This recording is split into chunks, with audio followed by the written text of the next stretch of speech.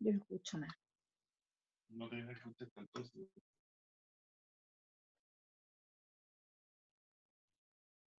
Eduardo. ¿Dónde está?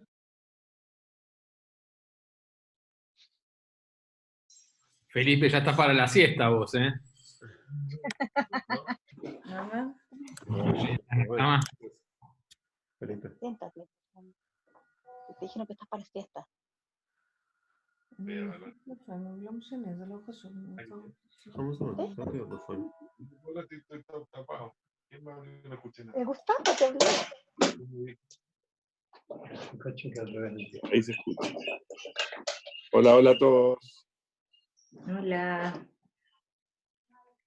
Hola, Hola, ¿cómo están? bien. Gracias, chiquillos. Gracias, Dalia. Gracias a todos por la ayuda de ese. Ah, ya.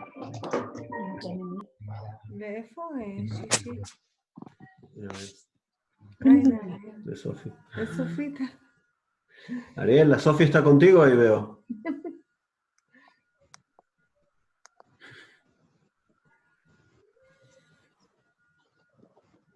Bueno, ¿cómo están? ¿Me escuchan? ¿Se me escucha? Perfecto. ¿Sí? Perfecto. ¿Cómo están? Vamos a esperar un poquito más, unos minutos más y vamos a comenzar. Gustavo no entró todavía, ¿no? Dani Kaplan. Ah,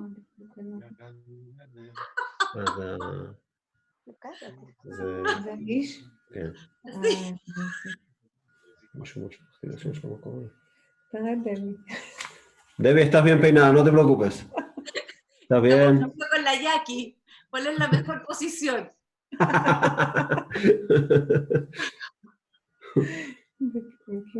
¿Yaki? Tiene que ser así.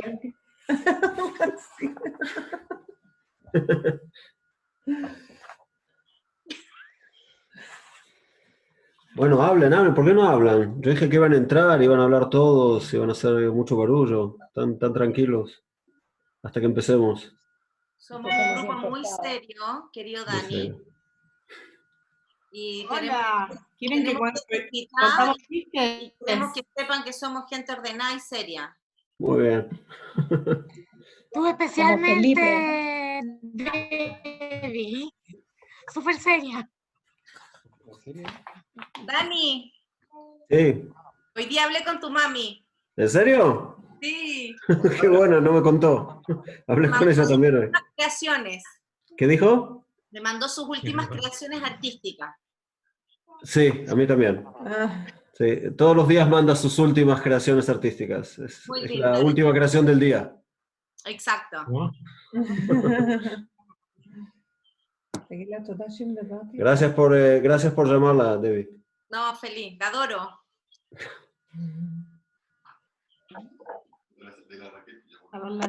Felipe, poné a Denise en la cama.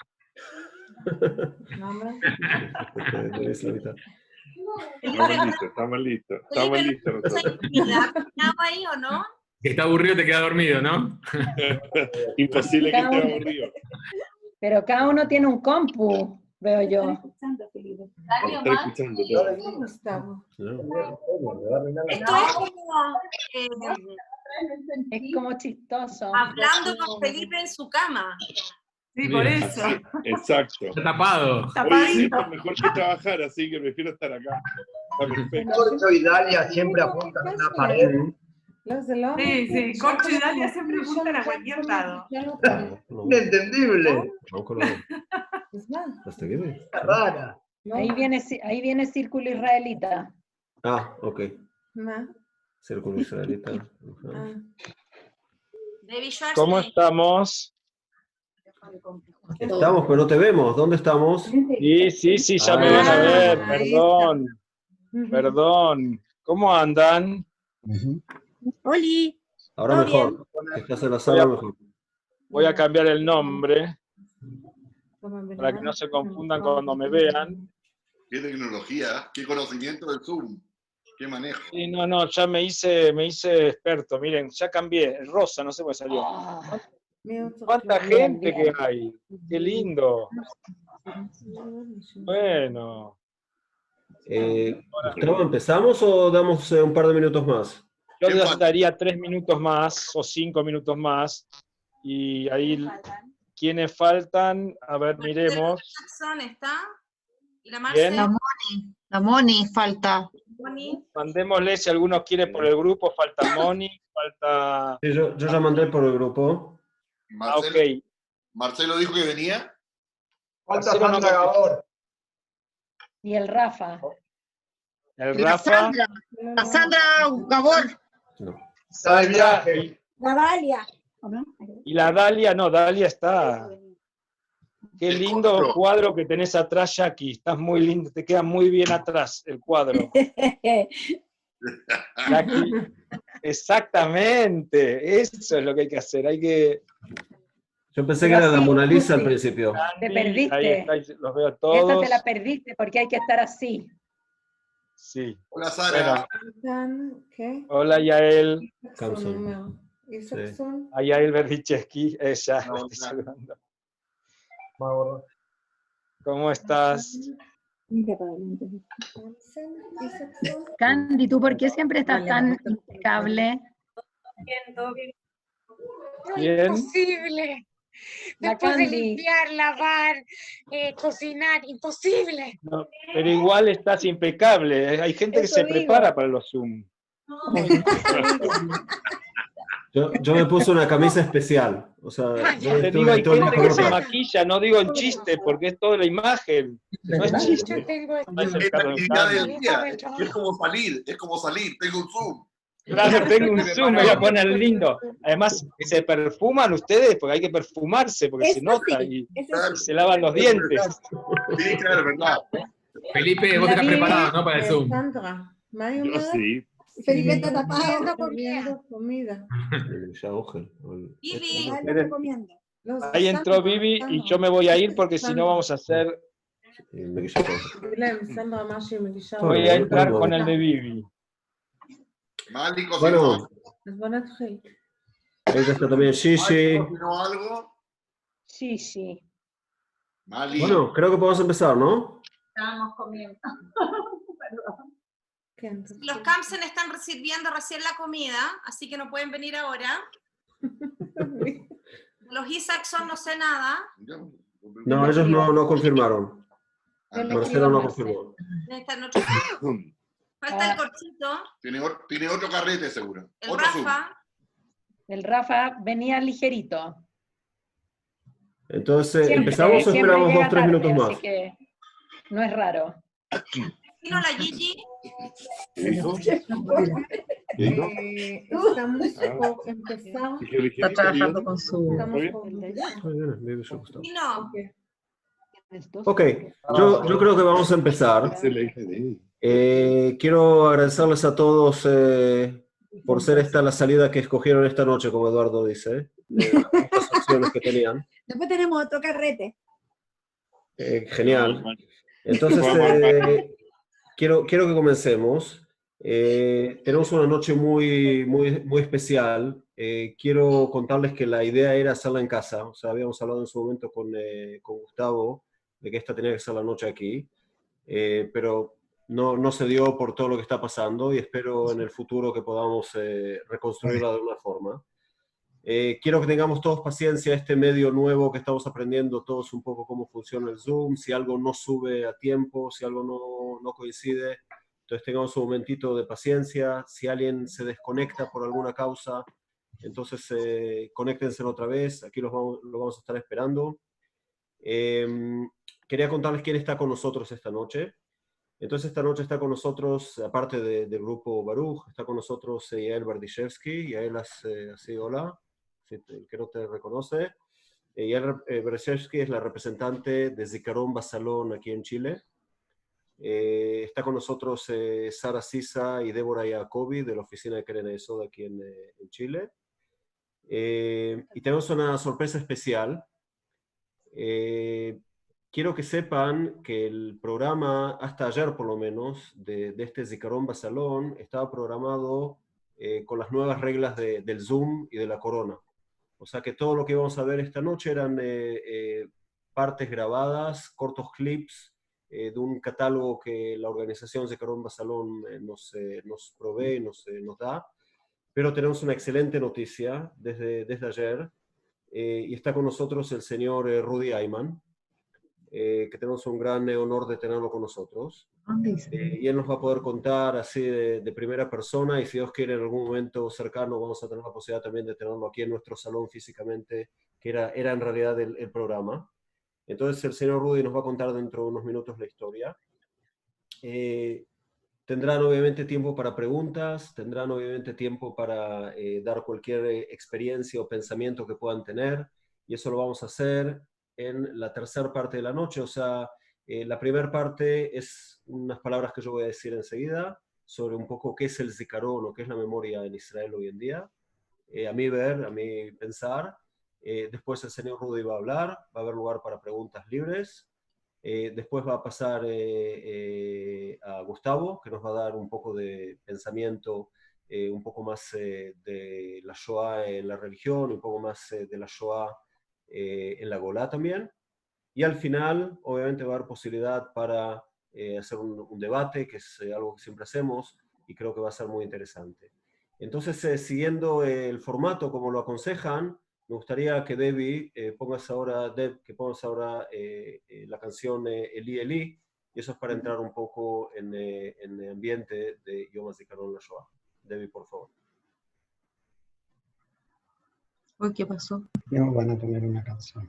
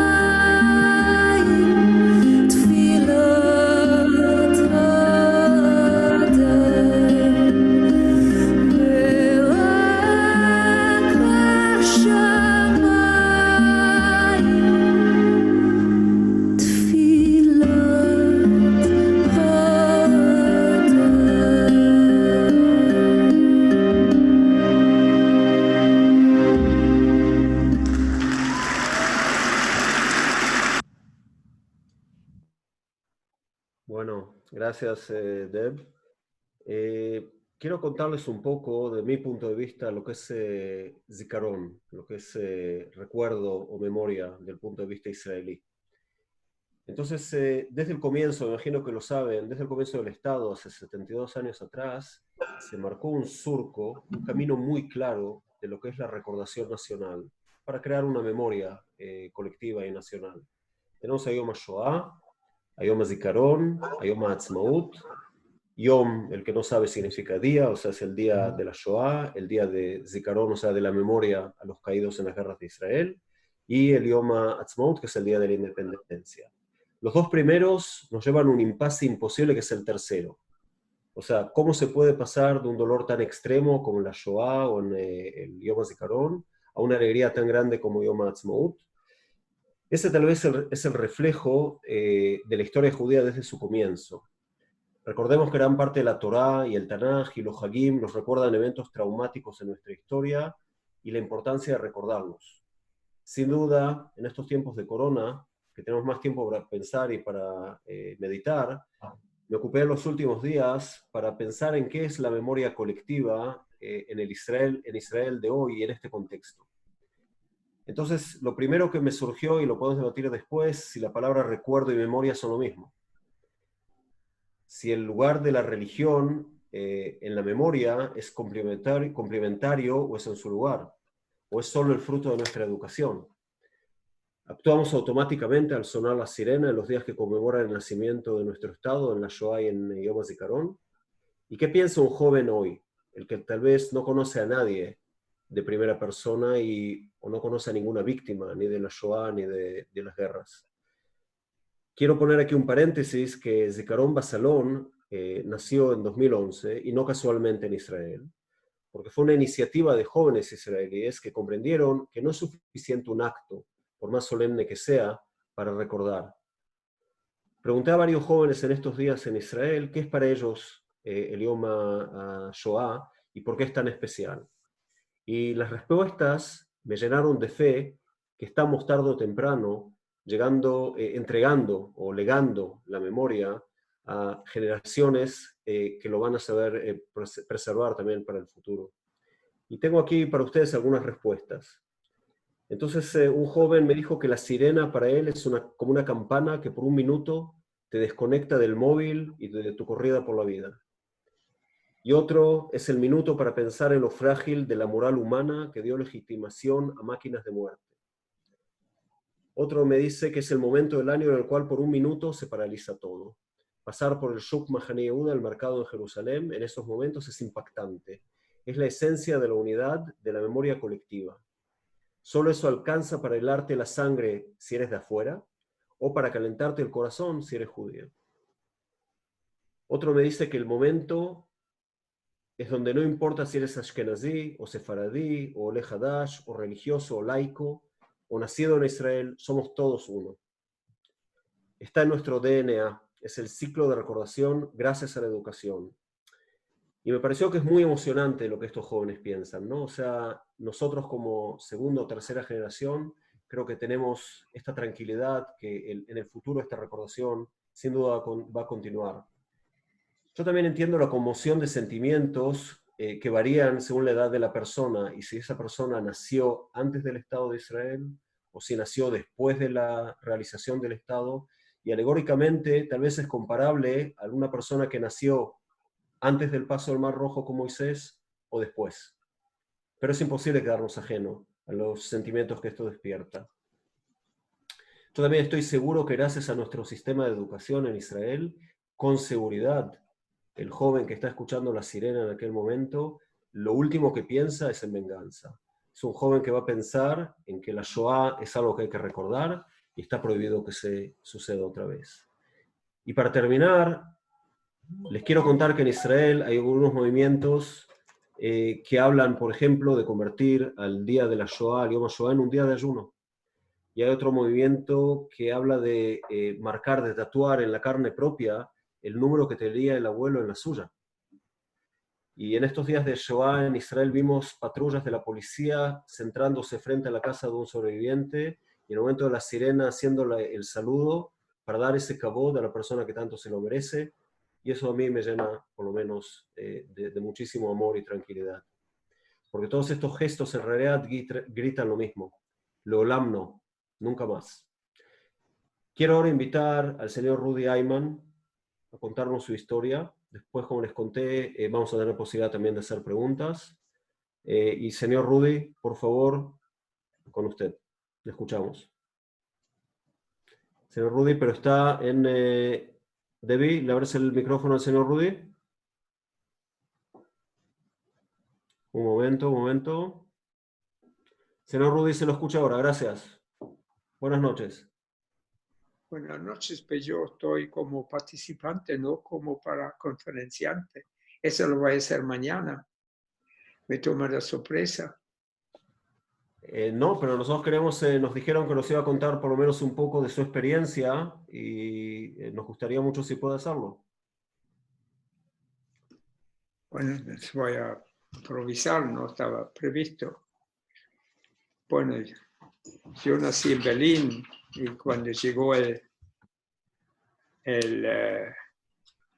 Hitler al poder yo tenía 11 años y empezó todo el desmoronamiento de la comunidad judía alemana, con mis padres, mis tíos, mis abuelos. Todos se sentían buenos alemanes. Nosotros vivíamos en Prusia desde 1765. Así, todos fuimos ubicados como esto y se nos desmoronó un mundo. A mí, como niño, un poquito menos que a mis padres y mis tíos, el resto de la familia, porque ellos amaban a su patria. A los 11 años, como uno todavía no sabe exactamente qué es la patria. Pero ellos sí, combatieron por su patria en la Primera Guerra Mundial, regresaron en 1918, derrotaron sí, pero como héroes de la guerra, y 15 años más tarde le llaman Vaterlandsverräter, traidor a la patria. Así se derrumba el mundo.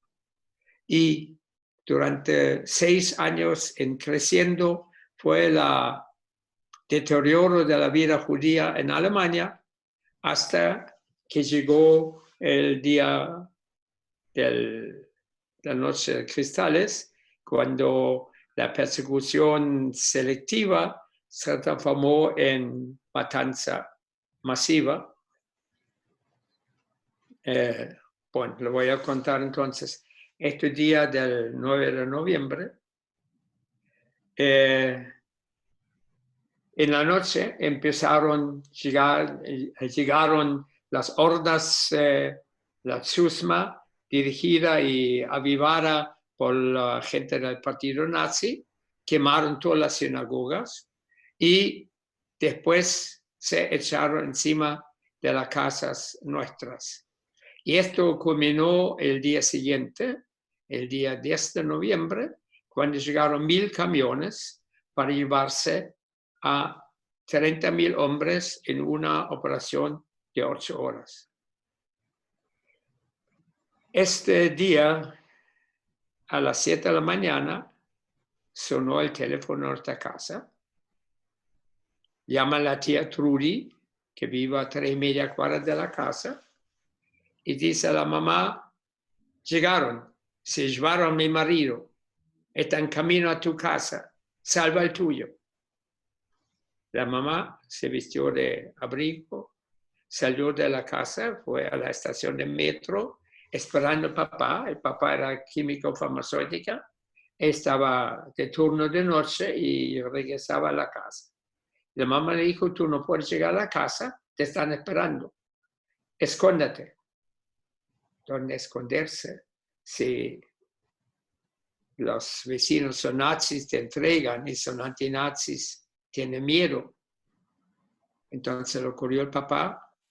Él decidió viajar en locomoción pública todo ese día, en el metro, en tranvía, en bus, cruzando la ciudad de un extremo al otro para salvarse. Después de una hora llamó por teléfono y la mamá le dijo: tiene que seguir viajando. Y después de 2 horas llamó de nuevo y la mamá dijo: tiene que seguir viajando. Y cuando llamó por tercera vez, encontró su voz tan débil de que mandó a mi hermana con un termo y un sándwiches al lugar discreto para reforzarlo. Así viajó hasta las 4 de la tarde, cuando la madre dijo: se ha ido el último camión, puede volver a la casa. Pero papá no volvió a la casa porque tenía miedo que el día siguiente va a seguir a racha. Así se escondió en la casa de un amigo al cual ya se había llevado. Este día murió para nosotros la palabra emigración. Eso se transformó en sálvese quien pueda. ¿Quiere que siga? Bueno. Aquí era sálvese quien pueda y lo más importante era salvar a los niños. Y empezaron las Kinder Transport de diferentes organizaciones. Yo me había escrito en la Federación Sionista, la Federación Sionista me había avisado, está listo, tú vas en la lista nuestra, te va a avisar qué día te toca. Me llamó la Federación Sionista y me dijo, el próximo lunes es tu fecha. A las 8 de la noche parte un camión, un tren en dirección a la frontera italiana. Este tren vas a tomar tú con muchos otros jóvenes en la misma situación. Llegó el día lunes. El lunes en la mañana fue donde mis tíos y mis primos para despedirme. A la hora almuerzo fue donde la abuelita. En la tarde di el último abrazo a la polola y a las 7:30 mis padres me acompañaron a la estación de ferrocarril. Ahí llegamos a las 8. Ya estaban todos más o menos reunidos que iban esa noche. El andén lleno de gente. Se escucha el pito del jefe de estación. Todo a bordo, el tren está a punto de partir. Los últimos abrazos, los últimos besos, las lágrimas furtivas de nuestros padres, los sollozos de nuestras madres y nosotros, los jóvenes entre 15 y 17 años, nada. Jóvenes de esta edad no cachan, no se dan cuenta de la gravedad del momento. Además estaba sumamente pendiente cómo va a ser la noche siguiente cuando vamos a cruzar la frontera entre Alemania e Italia. Así, el tren partió y, bueno, 40 segundos después, ya termina la despedida, pero el tren ya salió de la estación. Regresamos a nuestros asientos y no sabíamos. Lo supimos recién 7 años más tarde, que este saludo a través de la ventana del tren que partía, para muchos de mis compañeros, era la última vez que vieron a su familia, porque sus padres y sus hermanos no sobrevivieron. Lo que ustedes escuchan ahora de parte mía es el relato de unos súper afortunados, porque mis padres 8 meses más tarde consiguieron una visa a Chile. Y yo, con el otro grupo, en la noche siguiente, cruzamos con una mochila los Alpes y la mañana subsiguiente llegamos a territorio italiano y nos habíamos salvado, o más bien nos han salvado. De allá nos dieron una tarjeta postal a cada uno para escribir la buena nueva a nuestros padres. Escribí 4 palabras: Gut angekommen, Grüße, Rudi. Llegué bien, salud, Rudi. ¿Para qué más? Todo el resto era música innecesaria para mis padres. Y ahí termina el capítulo que a lo mejor puedo contribuir ahora. ¿Te parece? Señor Rudi, primero muchas gracias. Sé que no es fácil seguramente contar y podemos abrir ahora para las preguntas. Si alguien quiere preguntar alguna cosa. Para mí, yo lo que querría preguntar es si el día de la Shoah, el día del Holocausto, es un día especial para recordar para usted, o para usted el día de recuerdo es todo el año. Me interesaría saber eso, por ejemplo. O sea, si hay, después de pasar una época de jóvenes, la época que te forma, es la época en la cual uno aprende a confiar o a desconfiar, y eso es lo que te va formando como persona. si el día de recordación es algo puntual, en un día que se puede marcar en el calendario, o si es algo que nos acompaña toda la vida a partir de ahí, todos los días. Estas cosas son imborrables. No lo borran nunca de tu vida. La diferencia nada más es cómo tú dominas o manipulas tu trauma. Esto es. Y esto en diferentes épocas, de diferente forma. Y en el momento que pasó esto, nosotros pensamos que esto es peor. Voy a tomar un ejemplo. Esta despedida en la estación de ferrocarril. Para nosotros, esa estación de ferrocarriles en la cual se despidieron muchísimos niños que las niñas salvaron, pero los padres no. Esto fue como el peor momento, el peor recuerdo es esa estación lleno de dramas. Y hoy día, mirando para atrás, esto no tiene nada malo a la cuenta porque nos salvamos. Lo que al mismo tiempo parecía el peor de los desastres familiares, hoy día lo vemos que era un momento de suerte. Los que no llegaron a la estación, los que no perdieron el tren, no sobrevivieron. Así la mirada a los acontecimientos varía según la época, según tu edad, según tu mirada positiva o negativa que manipulas tu pasado.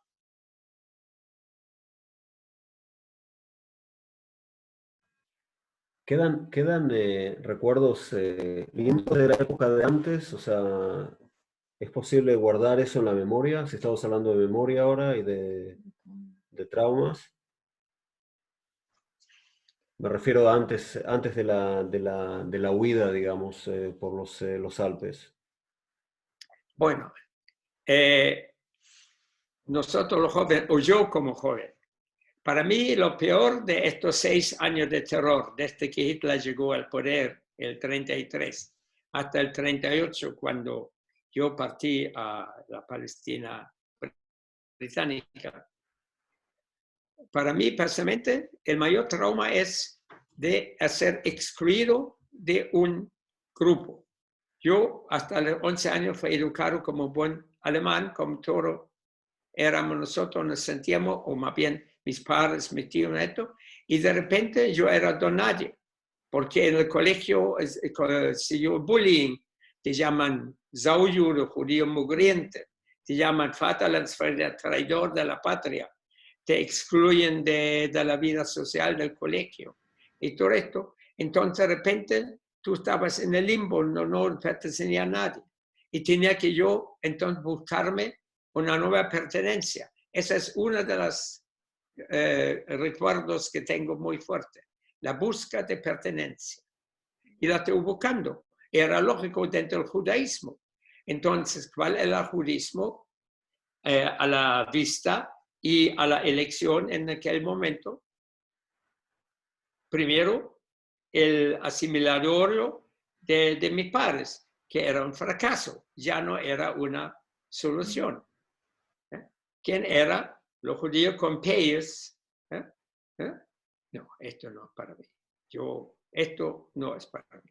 Y ahí descubrí que hay un tercer judaísmo, que es el sionismo, y junto con el sionismo, el socialismo también, el movimiento kibutziano.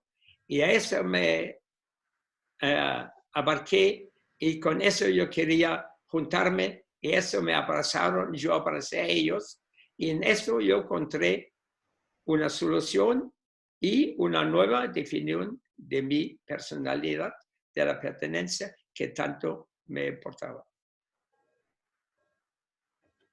Muy bien. ¿Alguien quiere preguntar algo más? Sí, ¿puedo hacer una pregunta? Claro. ¿Felipe?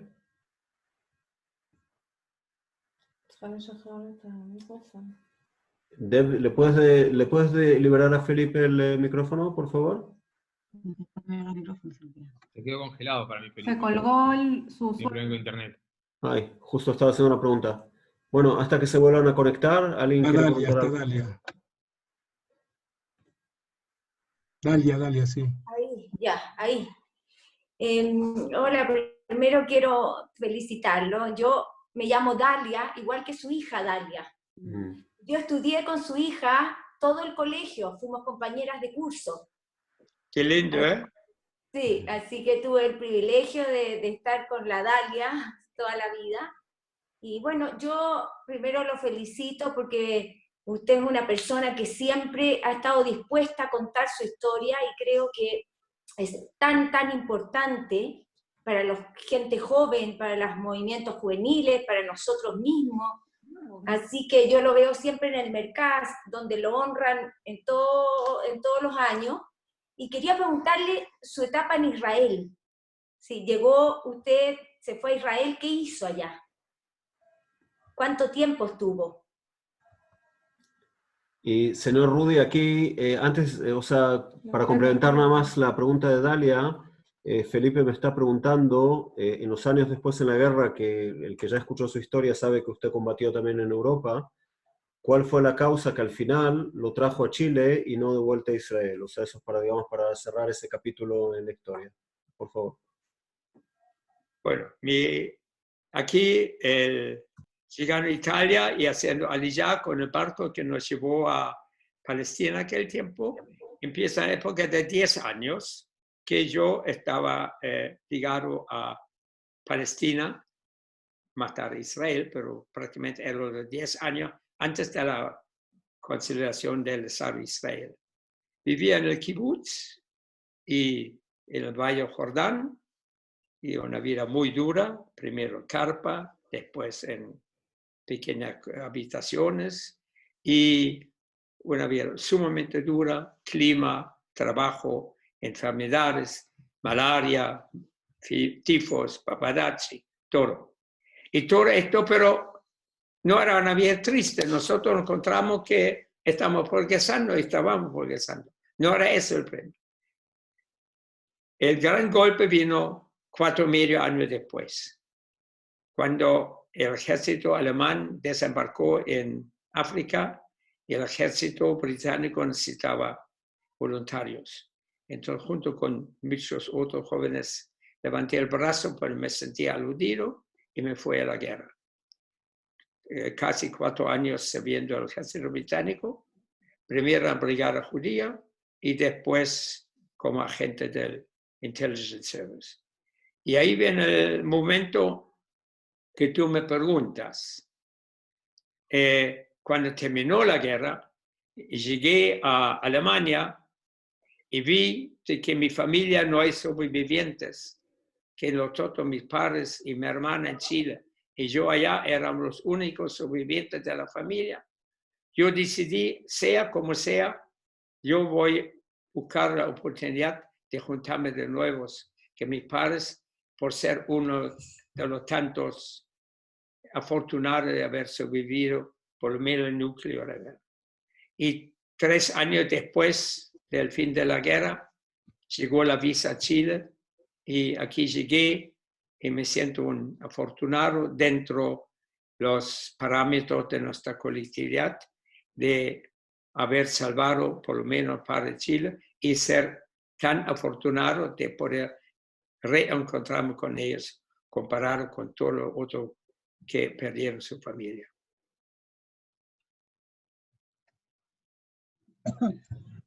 Una pregunta. Rudy, ¿usted siente que a lo largo del tiempo el tema de la memoria se fue fortaleciendo y el recuerdo de la Shoah o se va justamente perdiendo en las nuevas generaciones que fue conociendo a lo largo de todo este tiempo?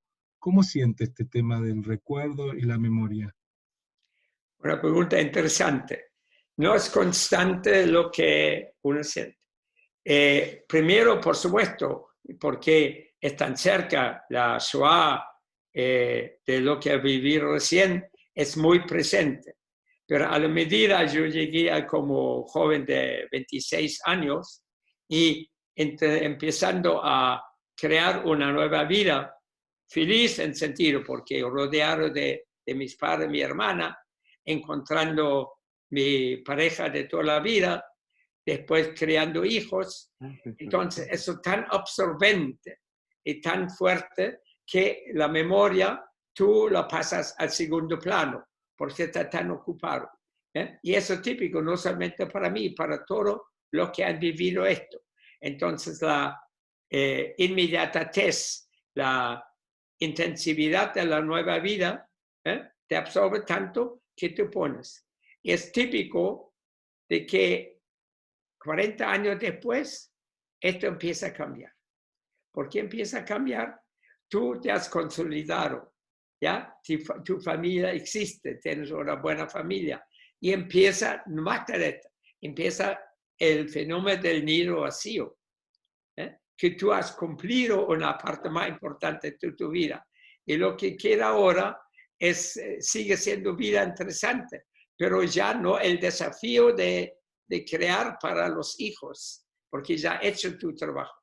Entonces de repente pensé, pucha, ¿y qué era eso hace 40 años? ¿Y qué pasó con mis compañeros del colegio de Alveda? Y es interesante que la gente empieza a buscar las amistades antiguas, 40 años después de que pasó esto. Porque esto es un fenómeno humano, no tiene que ver con ello. Entonces ahí te relajo. Entonces aquí, todo eso, lo que estamos hablando, empieza a crecer y tomar fuerza nuevamente.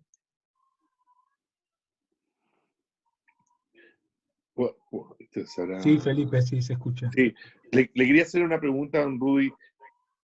Usted mencionó que después de que llegó Hitler empezaron a hablar de los judíos como el mugriento judío. Pero antes de Hitler, ¿cómo era ser judío en donde usted vivía? ¿Existía resentimiento? ¿Existía diferencia? ¿Cómo era el trato hacia nosotros? ¿Éramos uno más?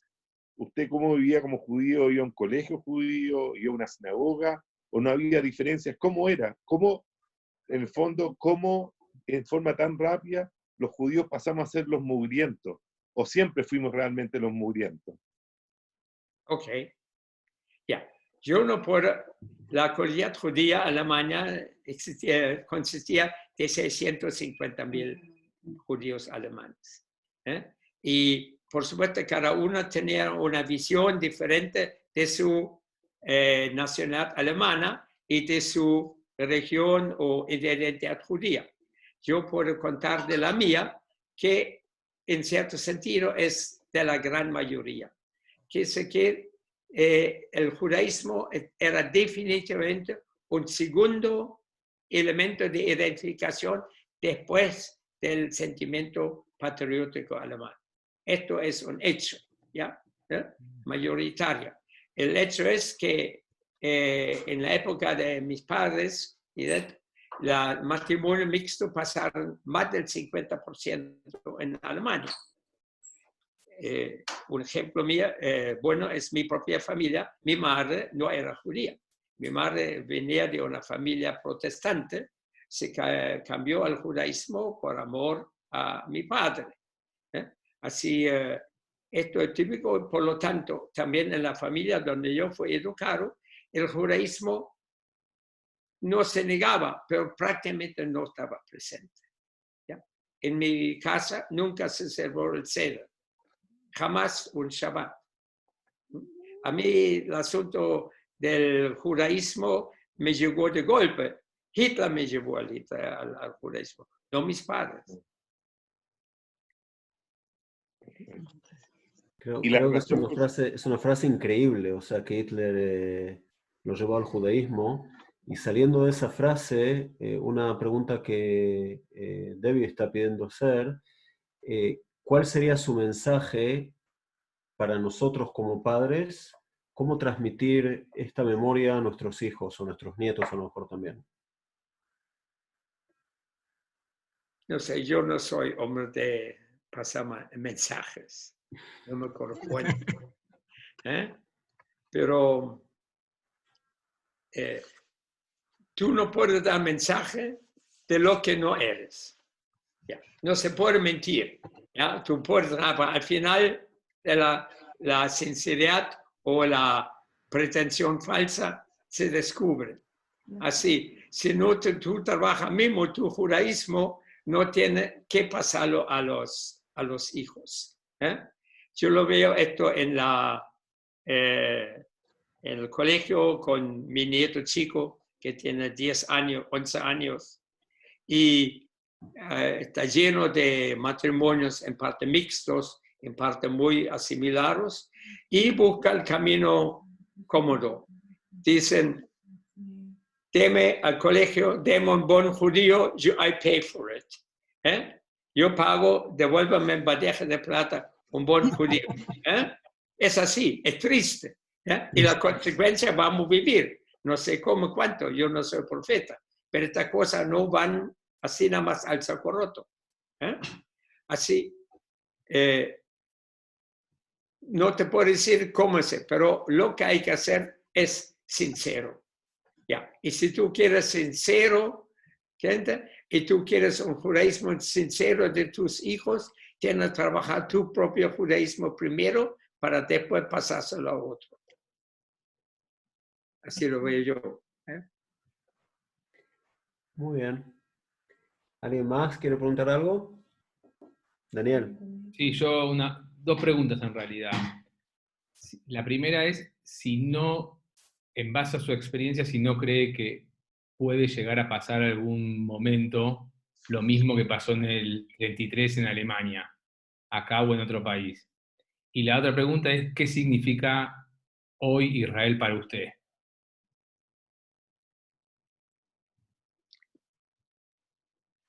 Yo vibro y vivo por lo que pasa en Israel. Eso no quiere decir que no soy ciudadano chileno, yo me siento ciudadano latinoamericano. Para mí, todo lo que es Alemania, Europa, pasó a un pasado lejano. Pero hoy día bueno, yo en general creo que para el judío, hoy día Israel es parte de su destino. Si al Israel va bien, le va bien a él, si va mal, va mal. Pero a mí personalmente, yo soy forjador de este Estado. Durante 10 años he hecho el Ciro Halutz, o soldado, o oficial de la Haganá, y esto es parte de mi vida y de los más importantes años de mi vida en general, entre 16 y 26 años. Así, yo vibro y lloro y río junto con lo que pasa allá. Sin entrar en política de chica. Sí. Y te preguntó también Dani, yo quería hacer una pregunta más de actualidad, si cree, aunque dijo que no era profeta, si están dadas las condiciones en algún momento de que se vuelva a repetir un fenómeno como el nazismo o totalitarismo de ese estilo, preguntó. Seguro, no hay ninguna seguridad. Esto es un episodio, uno no sabe cuánto, y en algún momento va a llegar otra vez, por donde sea. Esta apareció en España, esta apareció en Inglaterra, esta pasado en Italia, esta pasado en los países árabes, y esto cualquier momento, en cualquier parte. Nosotros somos el chivo expiatorio de los males momentos que vive una sociedad y donde esto es cuestión de adivinanza. Le haría una pregunta bien actual, pero si los demás quieren hacer, estamos en mitad de una pandemia, el corona, como dijimos, de esta situación de aislamiento. ¿Usted siente que todo lo que vivió le permite mirar esto que nos está pasando, que muchos lo sienten muy, muy crítico en la humanidad de otra manera? ¿Cómo vive toda esta situación actual que para muchos jóvenes o para nosotros mismos es un shock tan importante, que no sabemos la incertidumbre y lo que va a pasar? Me pones en apuros. No me gusta mucho opinar sobre cosas de actualidad, menos todavía, porque en el fondo estamos en un acto recordando la Shoah, y no quiero desviar mucho de este tema, pero como todas estas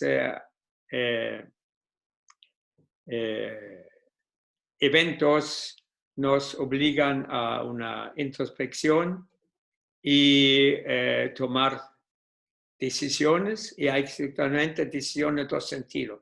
O te derrumbas o te fortaleces. Uno de los dos. No el otro.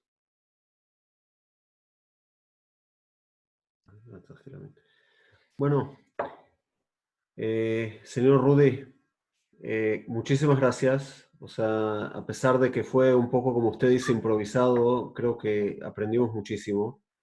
Es un gusto, fue un gusto escucharlo. Me encantaría que la próxima vez realmente sea en casa en serio, no en esta forma virtual. Y espero que sea pronto. Y si quiere quedarse con nosotros a escuchar un poco más... Por supuesto, yo vino para escuchar. Sí, me están diciendo aquí que su libro es muy lindo. Eduardo nos está contando, no tuve la oportunidad de leerlo, pero voy a buscarlo seguro. Muy, muy bonito. Daniel, ¿quieres decir algo? Daniel, o sea, ¿tienes la mano así levantada? No, era una mano por lo menos que yo pensé de agradecimiento. Ah, una mano de agradecimiento. Muchísimas gracias, realmente. Oh. Esto debe ser una de las primeras ovaciones por Zoom que recibió, me imagino, el señor Rudy. Entonces, muchísimas gracias y ahora pasamos a la segunda parte, que es la parte en la cual el Rav Gustavo nos va a dar algunas palabras sobre la Shoah de otros puntos de vista, digamos. Miren, primero es muy, muy importante tener la visión de sobrevivientes junto con Talmud Torah, con los chicos de Bar Mitzvah. Nosotros también escuchamos a Ana María Barenberg, que nos contó también otra visión, y realmente cada uno tiene una visión completamente personal y muy interesante acerca de cómo han enfrentado este trauma para el pueblo judío y en general. Y cada uno tiene una historia de resiliencia, tiene una historia de capacidad de haber entendido lo que les pasó y poder volver a construir. Y de eso se trata, de una nueva construcción sin negar, como dijo Rudy, el trauma y en algún sentido cómo uno aprende a, tomo las palabras de usted con permiso, a manipular ese trauma que ha quedado en la memoria colectiva. Porque efectivamente nosotros podemos definirlo como un momento traumático. El tema es, ¿qué hicimos con ese trauma? Y ahí hay diferentes posibilidades que tienen que ver, tanto como colectivo, como pueblo, digamos, como el pueblo de Israel, en sus diferentes aspectos, y cada uno individualmente. Y les quiero contar algo muy, muy personal. Cuando era muy, muy joven, en Argentina había muchos actos, Yom Ha'atzmaut, y siempre, pero para mí desde muy, muy joven, el único acto que no se podía faltar era Yom HaShoah. No había manera, era el único acto que yo lo sentía como un compromiso mucho más fuerte que otros, porque sentía como que si perdía el hilo de lo que significaba la narrativa, para luego poder, y todavía no sabía bien cómo, pero como joven, después empezar a olvidar, para mí era algo que era imposible de aceptar. E inclusive yo creo, y esto siendo un poquito la temática, que en la Golá, en la diáspora, nosotros tenemos un doble desafío. El desafío primero es que efectivamente nosotros sentimos que en algún sentido somos chivos expiatorios, más o menos, y entonces que ese fenómeno que surgió en la Alemania nazi también puede volver a ocurrir. Entonces en la Golá, en la diáspora, nosotros también tenemos como un compromiso mayor con la memoria. Pero por otro lado, aquellos que somos contemporáneos del Estado de Israel, también sentimos que una de las respuestas a la Shoah, no solamente histórica, sino diría ideológica y diría de toda una generación, es el Estado de Israel. O sea, el Estado de Israel es el modo en el cual pudimos reconstituirnos como pueblo y que tenemos un destino colectivo. Pero el problema está, o la pregunta, o el desafío es que nosotros estamos viviendo en la Golá. Y entonces vivimos una especie de dos mundos, porque sabemos que en la Golá muchas veces hay que fortalecer esa memoria y ese compromiso con el judaísmo, como planteaba Rudy, porque es el desafío más importante, porque no estamos en Israel, y entonces nuestros ritos, la religión, lo que significa las tradiciones, si no tenemos eso, prácticamente no somos demasiado. Pero por el otro, sabemos que Israel está como un faro que nos permite también tener una cierta esperanza, expectativa de que nunca más nos va a volver a ocurrir eso, y que realmente ya es otra etapa en la historia del pueblo de Israel. Teniendo un Estado, ya hablar de memoria es muy importante, pero también estamos hablando de un presente y un futuro. Inclusive, ese Estado se encargó de reforzar la memoria, y a través, por ejemplo, de Marcha por la Vida y los programas que se hicieron con los jóvenes, cuando entendieron que en alguna instancia esto se estaba perdiendo y la israelí empezaba a vivir una especie de normalidad, como creyendo que esto fue siempre así, y no reconocía o no recorría la historia de la Shoah, se crearon estos programas que nosotros conocemos, Memoria por la Vida, y todos los programas Zicarón Basalón, por ejemplo, porque tiene que ver también con que, como contó Rudy, la memoria es muy frágil. Y entonces, este deseo que las nuevas generaciones puedan tener la conciencia de lo que significa, tal vez no con el trauma, pero sí con esta expectativa de que ellos puedan contar su historia, nos da a nosotros la posibilidad entonces de pensar qué desafíos tenemos actualmente como padres judíos para nuestros hijos. Y esto lo planteo en general. ¿Sigue siendo la Shoah algo tan importante para ellos como era para nosotros cuando jóvenes? ¿Sigue siendo el compromiso que teníamos o que tenemos, pero cuando éramos jóvenes, por lo menos muchos de nosotros, con que sentíamos que si faltábamos al acto, estábamos faltando a la memoria, y cuando nos levantábamos para el partizan, para el himno partisano, para nosotros era lo mismo, y sentir que el Atigua y el himno partisano tenía la misma sensación en nuestros corazones? ¿Pudimos transmitirle a las nuevas generaciones, a nuestros chicos, ese mismo sentimiento? ¿O se empieza a apagar porque la normalidad de que hay un Estado de Israel y que sentimos que eso es la respuesta muchas veces a la Shoah, terminó en cierto modo opacando? Por eso digo que no tengo la respuesta. Esto es un desafío enorme de cómo educamos en una nueva etapa de nuestra vida, en una nueva etapa en el sentido de cómo ejercemos la memoria. Desde el punto de vista religioso, hay una nueva tendencia, y esto lo quiero contar, una vez lo dije, en ritualizar ciertos actos, porque si no sentimos que se transforman en meros momentos de recordación, pero civiles.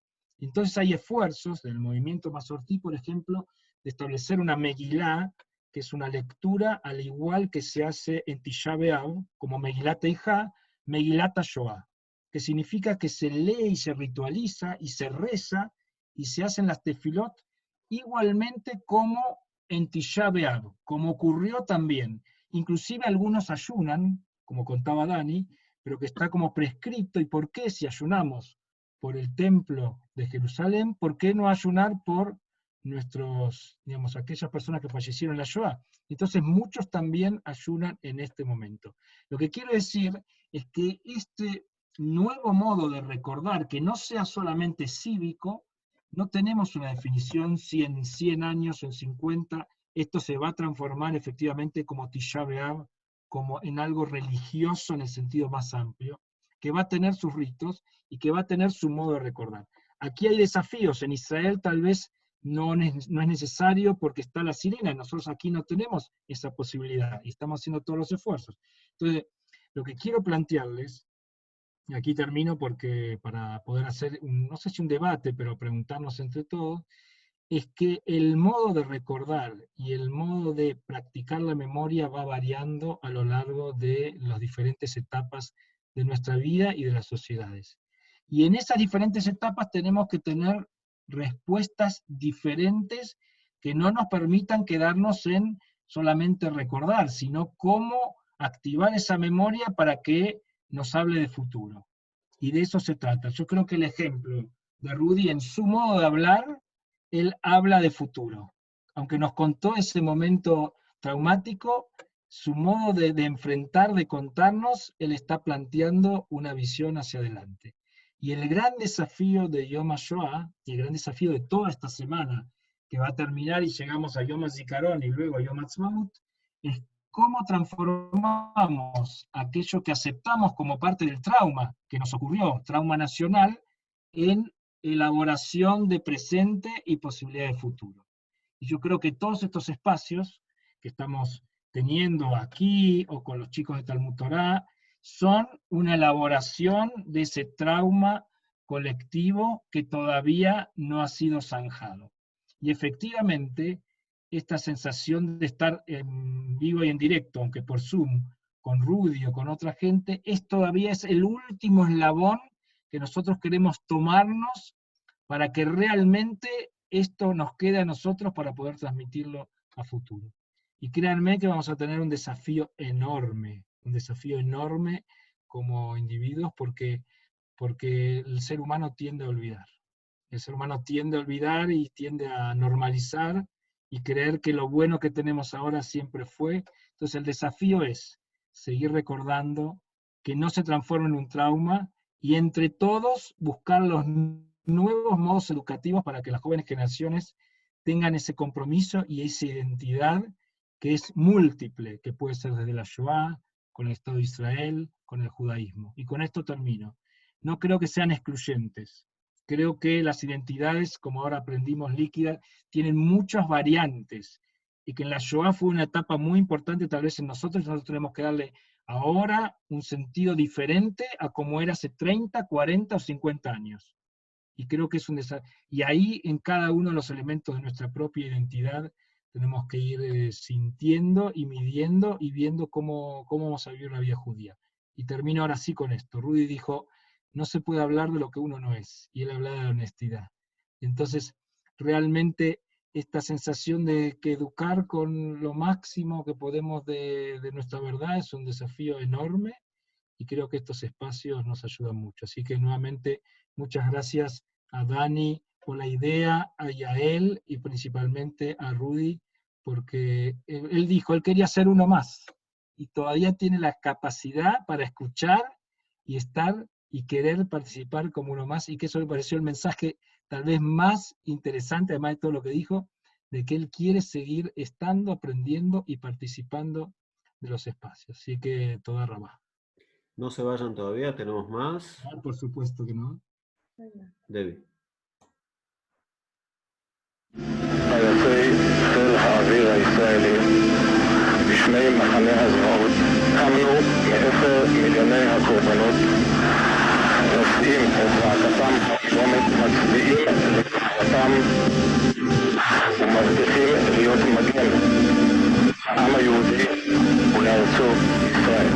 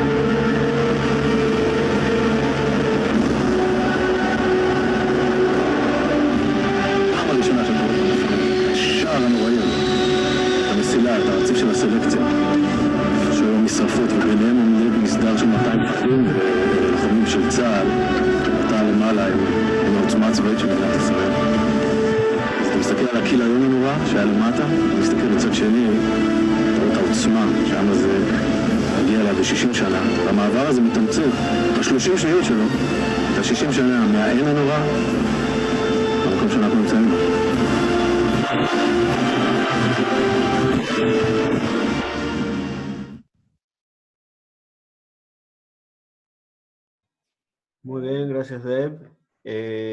Pasamos ahora a la tercera etapa. O sea, la noche, si se dieron cuenta, estaba construida por el pasado, que es la historia que Rudy nos contó, el presente, que es la parte que el Rav Gustavo nos dio a su momento, y en la tercera parte, si quieren o conseguimos abrir a preguntas o a pensamientos o lo que cada uno de ustedes quiera hacernos partícipes, entonces es lo que nosotros llamaríamos el futuro. Y yo voy a dar aquí algunas preguntas que se fueron acumulando y pueden ser algo para comenzar algún tipo de charla, digamos. Por ejemplo, ¿cómo nos gustaría recordar el Holocausto en 20 o 30 años? ¿Cómo sería este día de recordación sin tener, espero que dentro de muchos años más, sobrevivientes que nos hablen, que nos cuenten en primera persona? Tendría que ser esto un día que simboliza nuestra supervivencia, como el Pesach, por ejemplo. O sea, vamos a abrir esta parte y siéntanse cada uno libre de participar o de hacernos escuchar su pensamiento o lo que esta noche o que en general su experiencia de vida lo lleva a pensar en este momento. Por favor.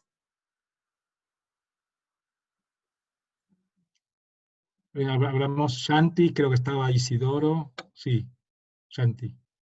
No, yo lo que estaba pensando, la verdad es que yo creo que cuando Rudy contaba tu historia, nosotros somos argentinos y la verdad es que las historias son tan similares, ¿no? Me recordaba tanto como me contaron mis abuelos, la Kristallnacht, y creo que nosotros somos los últimos que realmente vamos a tener ese privilegio de escuchar estas historias de primera fuente. Porque de verdad que es lo más fuerte que uno puede tener, es escucharlo de alguien que lo vivió, y nuestros hijos ya no lo tienen. Y de alguna manera yo creo que nosotros, pensando en futuro, y ya pensando justamente en esta parte que es la de futuro, creo que lo mejor que podemos hacer para nuestros hijos es la conexión con Israel. Es que ellos puedan estar en conexión de la manera como sea y aprendiendo y estudiando, ojalá estando ahí mismo, ¿no? O sea, cuando nuestro hijo volvió de Shnat y estudió 3 semanas seguidas el tema de Shoah, 3 semanas seguidas metido estudiando Shoah, claro, para mí eso es como la tranquilidad de saber que lo tienen incorporado, y que lo tienen incorporado de otra manera, porque ya es... o sea, yo no lo estudié así, yo simplemente tuve el contacto con abuelos, pero creo que la apuesta hacia la conexión con Israel y apoyar en todo lo que sea el estudio, y eso creo que ese es nuestra mejor educación hacia ellos. Isidoro, ¿quería decir algo? ¿O levanté la mano? Hola, Sí, no. buenas noches.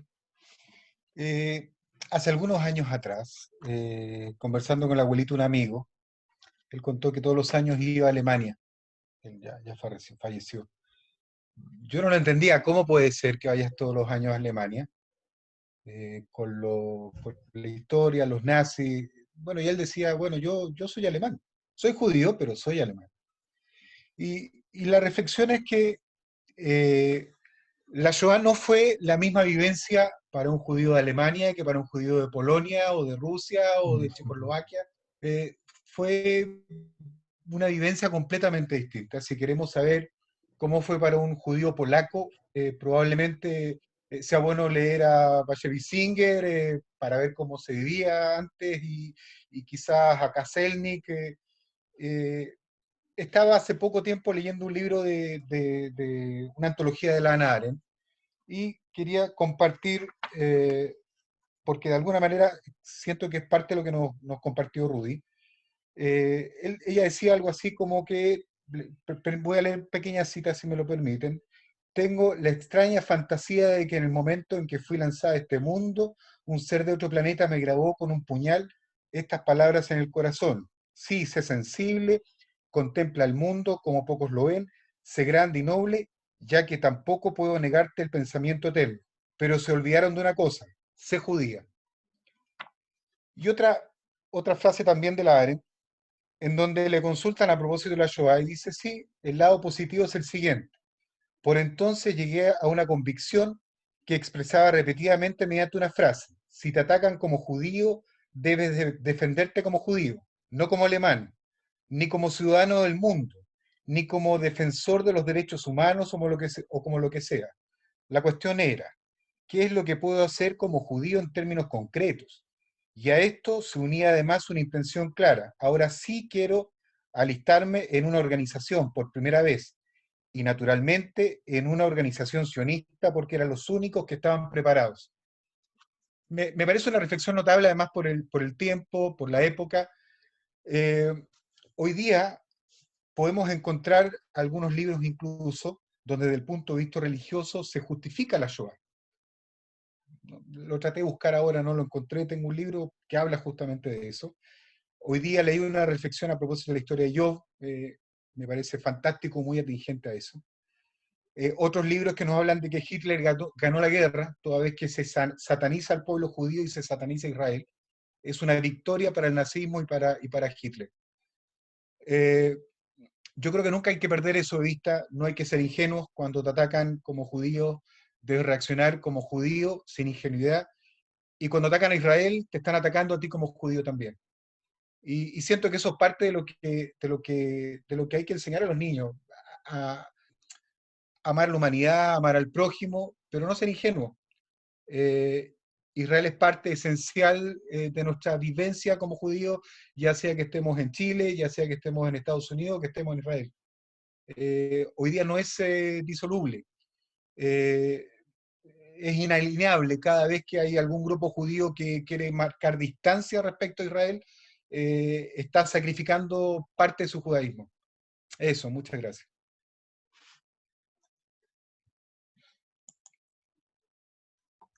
Con respecto, igual, no es para responder, pero con respecto a las, digamos, a las visiones de que teológicas, que el Holocausto, que la Shoah fue, digamos, causado, fue a causa, digamos, que tiene que ver con algo que hicimos los judíos. Efectivamente hay diferentes respuestas teológicas frente a eso. El rabino Eduardo dio una clase el domingo pasado, que hay como 8 o 9 diferentes. Yo creo que, por lo menos mi visión, yo estoy lejos de pensar, por supuesto, que fue un castigo, ni mucho menos, y nosotros seguramente tampoco pensamos así. Lo de Job, en realidad, la visión que tiene Job, que es todo un tema que tiene un trauma que le sacan todos y recuerdan, y que luego él nunca maldice a Dios, lo que termina pasando es que Job acepta la grandeza de Dios y se pregunta acerca de él, pero hay cosas que no entiende. Yo creo que esa es la respuesta tal vez más lógica. Hay cosas de la Shoah que no entendemos, que no podemos adjudicarle ni a Dios, y esta es mi visión, a veces a los hombres, pero queda en el enigma, y cómo hacemos con la maldad, y esa es la pregunta de Job también, es muy compleja. Entonces, en vez de a veces dar respuestas rápidas a eso, hay que tratar de entender, y obviamente después educar dentro de lo que significa para nosotros un compromiso con la identidad, que puede ser Israel, que puede ser en la Golá, que puede ser todo lo que estamos hablando en términos de futuro. Así que hasta ahí reflexiones. ¿Alguien más? Yo tengo una consulta para Dani, a ver si... Porque para mí la mejor forma, si es que alguien lo hizo, digamos, adrede o no, es la relación entre Yom HaShoah, Yom HaZikaron y Yom HaSmaut, esos 3 días que habías mencionado. Es la garantía de que no olvidemos Yom HaShoah en el futuro de nuestros nietos, no digo nuestros hijos, que esté totalmente relacionado. Y esto es lo que yo no conozco y es mi pregunta, ¿fue una decisión, digamos, adrede, o fue justo que cayó fechas, o cómo se gestó eso, ¿no? Porque para mí es algo genial, por lo menos a nivel de recordar Yom HaShoah y no olvidarnos, porque está tan pegado con nuestra actualidad, con nuestro futuro, que va a ser la mejor garantía de no olvidar Yom HaShoah, ¿no? O la Shoah.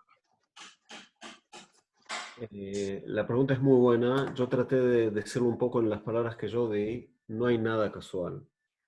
O sea, nosotros usamos muchísimo el término en Israel, Mishoah letkuma, o sea, de Shoah, de holocausto, a Tkuma es muy difícil de traducirlo. Viene de reflorecimiento, de recrecimiento, de renacimiento. Y son palabras que existen desde exactamente después de la Shoah, más o menos. Creo que la ventaja en crear un Estado de cero, que es lo que los judíos hicieron en el siglo XX, es que uno puede ir marcando muchas cosas para crear una memoria colectiva, y junto con las leyes que crearon los símbolos de Israel, en el año, creo que eso fue una de las primeras resoluciones de la primer Knesset, que Ben Gurión era su primer ministro, junto con la bandera, la menorá, con todos los símbolos, se fueron creando también los días importantes. Yom HaShoah, Yom HaZikaron y Yom HaTzmaut son una creación de un camino. Es un camino que te lleva de Shoah a Tkuma, o sea, de la Shoah tremenda de Europa hacia el renacimiento nuestro como Estado, sin olvidarnos. Pues no nos olvidamos nunca. Y por eso están muy cerca en fechas, y por eso a mí me llevó años entenderlo. O sea, saben, por lo que conté varias veces, llegué a Israel muy joven, tenía 10 años y algo, 11 años, digamos, y no podía entender cómo se pasaba de Yom HaZikaron, y en la misma noche empezaron los fuegos artificiales de Yom HaTzmaut. Pero eso es la dualidad que tenemos como pueblo, es ese pesar, ese dolor agudo, y que te lleva inmediatamente a una gran alegría pocas horas después. Y hablando de eso, podemos ver lo que está pasando hoy en tiempos de corona, porque es una cosa novedosa totalmente. Por ejemplo, las entradas a los cementerios militares en el Yom HaZikaron, que es algo que no se soñó en ningún momento que pueda llegar a pasar una cosa así. Se está pidiendo a las familias no llegar a los cementerios militares en el Yom HaZikaron. Se están prohibiendo todos los eventos para evitar contagio. Eso lleva a mucha polémica, obvio. Hay mucha gente que lo entiende, hay mucha gente que lo entiende un poco menos. Yo creo que al final lo van a respetar la mayoría, pero si alguien precisa ese día ir y estar con su querido, aunque sea frente a un mármol en el cementerio, creo que hay que darle esa posibilidad y tomar la chance de que a lo mejor se contagie y a lo mejor no. Y hablando un poco también de lo que se estaba contando hace un momento, también sobre que todo judío que se levanta contra Israel está haciendo una especie de falla contra su judaísmo. También una anécdota de hoy, porque estamos hablando de símbolos y estamos hablando de simbologías.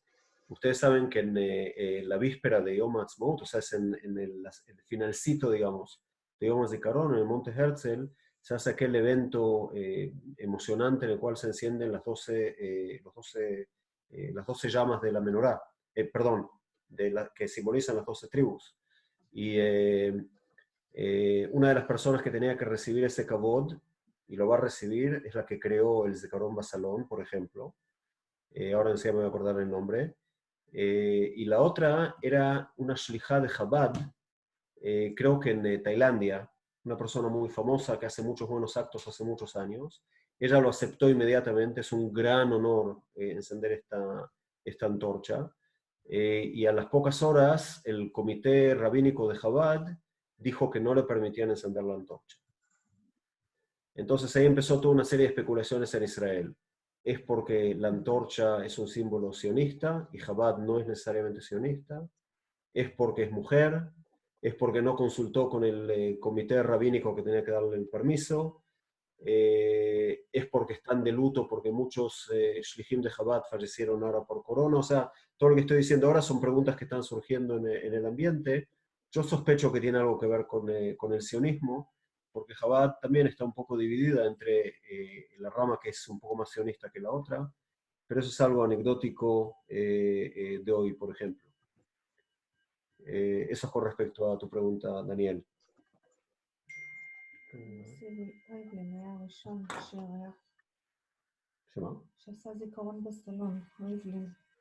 Aquí Mali me está diciendo que el primero que hizo un Zikaron Basalón fue el presidente Rivlin, pero con su mujer, pero eso también es algo anecdótico. Hace mucho. ¿Alguien quiere decir algo más? Sí, Dalia, dale, que quería antes. Al final, y Albert Dishevsky, cerrando esta parte también, nos dé unas palabras también como representante de Zikaron Basalón. Sí, Dalia. Dalia, antes, Dalia. No, yo solo quería contar que yo en Yom HaShoah estuve en 3 Zikaron Basalón con gente de Israel, 2 de los cuales eran hijos de sobrevivientes que contaban la historia de sus padres o de su mamá, y uno fue sobreviviente, y él contó que cuando se estaba alejando de toda esta parte y vio los aviones en algún minuto, en Alemania, dijo, yo quiero alguna vez volar uno de estos aviones.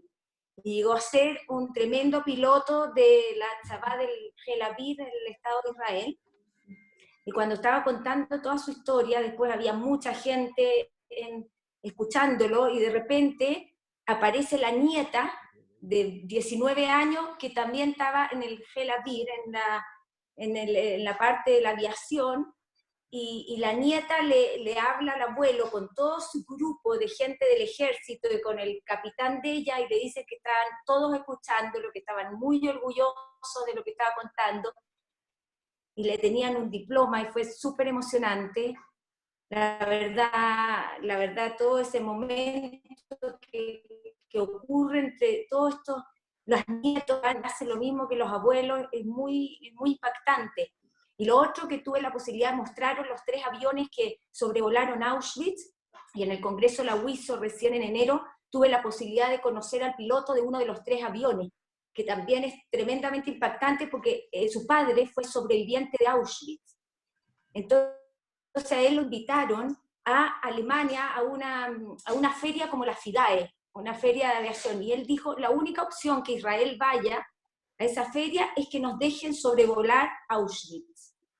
Y contó que fue a contarle a su papá esto, y el padre le dijo, anda, y anda con orgullo, y que vean que hoy tenemos un Estado, y que ya no va a pasar lo mismo que ocurrió, y la verdad que también fue súper emocionante. Me acordé porque ahora mostraron los 3 aviones, pero todo se relaciona con padres, con sobrevivientes, que los hijos honran al Estado de Israel y honran a sus padres, y creo que mientras lo tengamos, como dijo la Shanti, no sé quién, ojalá podamos escuchar a muchos, señores Rudy, que tengamos la opción de poder escucharlo, porque es un privilegio, creo yo. Así que muchas gracias. Yael. Muy bien. ¿Alguien más quiere decir algo? ¿O le damos a Yael decir unas palabras también? Yael, por favor. No, Yael. yo simplemente quería, Dani, agradecer también a Rudy. Creo que fue la Yael Jason que dijo en el acto que cuando uno tiene la oportunidad de escuchar un testimonio, uno también se convierte en testigo. Así que uno siente como un gran compromiso, una gran responsabilidad, pero además una gran emoción. Así que en lo personal, muchas gracias por la oportunidad de acompañarnos ahora. Muy bien. Yael. Bueno, sí, primero, y lo más importante, agradecerle a Rudy por haber estado en este encuentro hoy. Rudy es voluntario nuestro desde que comenzó el proyecto acá en Chile, que fue en enero del 2019. Así que Rudy, muchas gracias de verdad por estar hoy día y por contarnos parte de su historia. También agradecer a Dani por el interés. Nosotros nos reunimos con Dani en enero o diciembre, no sé, fue en el verano, me acuerdo. Fue diciembre. Y diciembre, mira, ha pasado mucho tiempo, y quedamos de que el Zikaron Basalón de Yom HaShoah iba a ser en la casa de Dani. Y bueno, vino Corona y nos destruyó todo nuestro plan, pero de todas formas, como Zikaron Basalón Latinoamérica, estamos en todas partes de Latinoamérica haciendo esto, que son Zikarones Basalones virtuales. Así que les agradezco enormemente a Dani y Gustavo por organizarlo, y a todos ustedes por asistir. Acá, bueno, los que quieran hacer un Zikaron Basalón en sus casas, cuando ya podamos hacerlo presencial o ahora de manera virtual, me pueden contactar a mí directamente, o seguirnos también en nuestras redes sociales. En Instagram nos llamamos zikaronbasalon.es, y en Facebook Zikaron Basalón en español. Así que eso, si quienes estén interesados nos pueden contactar, y algo podemos hacer, algún encuentro de este tipo, o ya bien, cuando pase la pandemia, hacerlo de manera presencial. Así que eso, muchas gracias por el interés. Bueno, Dani, cierras tú. No, en realidad, nuevamente, en tiempos difíciles siempre hay que volver a nuestra historia y entender que lo pudimos superar. Y eso nos permite a nosotros mirar con optimismo. En tiempos que pueden ser críticos para nosotros, volver a reconocer a aquellos que pudieron traspasar obstáculos enormes significativos, hicieron una vida hermosa, y con todo lo que dan, nos dan la esperanza de que va a poder ser, es posible mirar hacia adelante con futuro. Así que yo creo que ese avión pasando, como decía Dalia, y esos 3 aviones, que decía que en ese lapso se marca toda la historia del pueblo de Israel, entre el horror y la esperanza. Yo creo que es tan emocionante que lo pudimos hacer y fuimos contemporáneos. O sea, y estamos en este momento. Así que toda Rabá, gracias a todos nuevamente. Fue muy lindo este grupo, siempre responde, como tiene, y estamos felices. Así que podamos seguir reuniéndonos. Rudy, ¿le aburrimos mucho? ¿Estuvimos bien? ¿Rudy estuvo bien? ¿Estamos bien? ¿Aquí quería decir algo o no? No, me estaba riendo. No, está viendo, está muy cerca, por eso. Así Sí. que, bueno, un aplauso nuevamente a todos. Muy bien. Muchísimas gracias. Gracias a todos. Espero que Gracias, volvamos a Gus, hacer estas gracias, Dani. casas pronto. Gracias. Muy bueno. Y nos despedimos ahora. Deb nos va a poner ahora una última pieza muy bonita, Aleluya, de Leonard Cohen, pero cantada. Linda, sí, con una pieza musical con esperanza. Sí. Mali, gracias también a ti. Eso, Mali. Mali cocinó, está lleno de comida en la casa. Sí, pero fue más barato.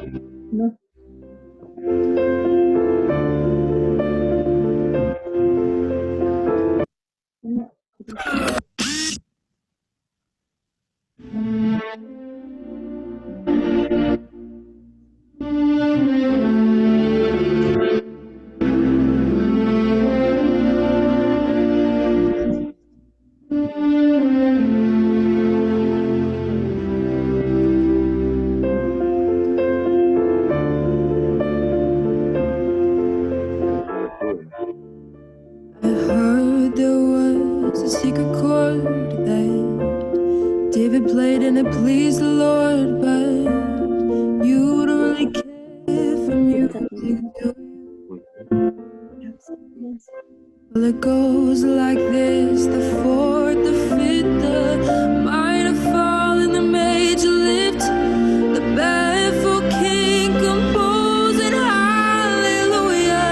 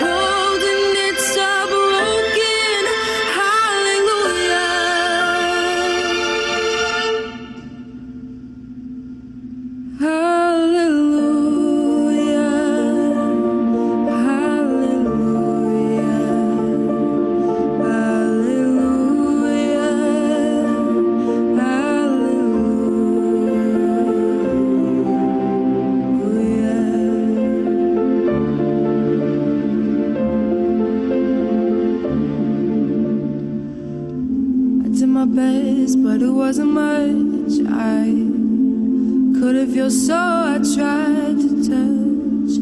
I told the truth, I didn't come to fool you. And even though it all went wrong, I stand before the Lord a song with nothing on my tongue but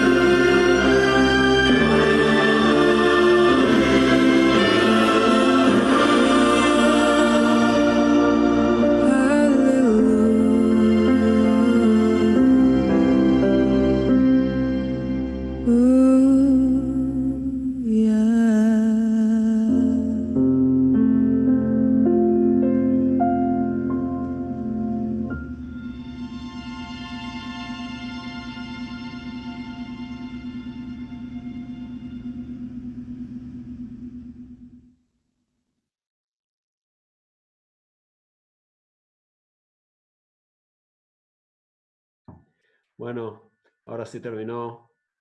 Si se quieren quedar, es nuestro salón, nos podemos quedar aquí charlando si quieren. Maravilloso, maravilloso lo que mandaron.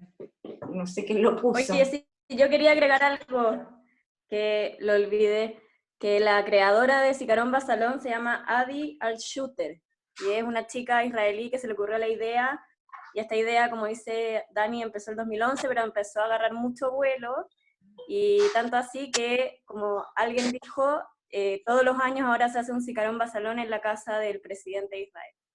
Así que sí, tiene mucha popularidad en Israel. Eso quería agregar, gracias.